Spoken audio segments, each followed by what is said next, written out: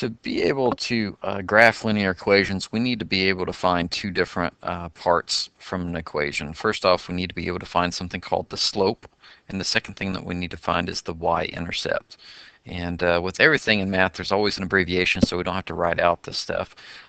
When we see the letter M, that will stand for the word slope, and when we see the term y-intercept, we can use the lowercase letter of b.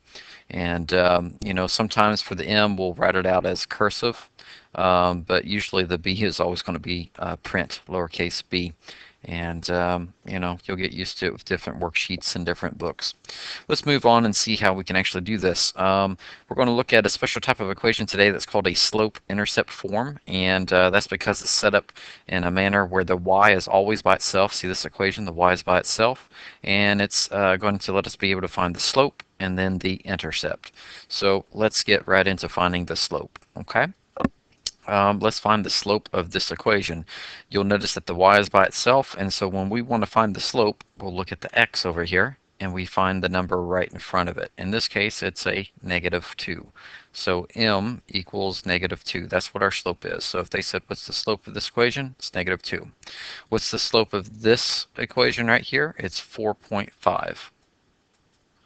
What's the slope of this one? Well, we still look in front of the x there, and if we don't see it, we just put a 1 right there, so m would equal 1.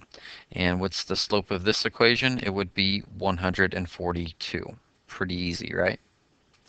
All right, now for the y-intercept, the lowercase b is the abbreviation for y-intercept, and it means nothing to you right now until I show you the next lesson.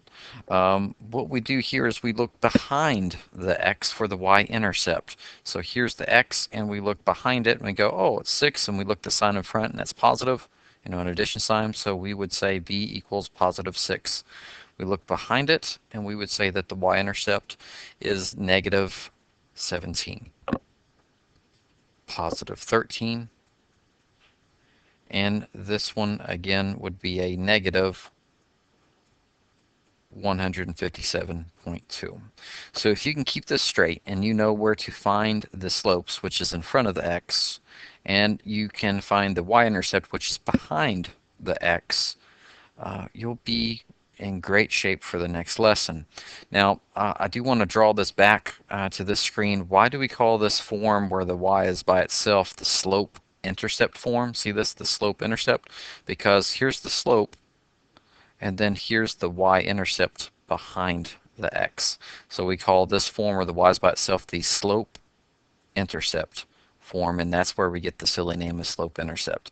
The next lesson, I'll show you how to use the slope and the y-intercept to actually graph this weird, crazy equation.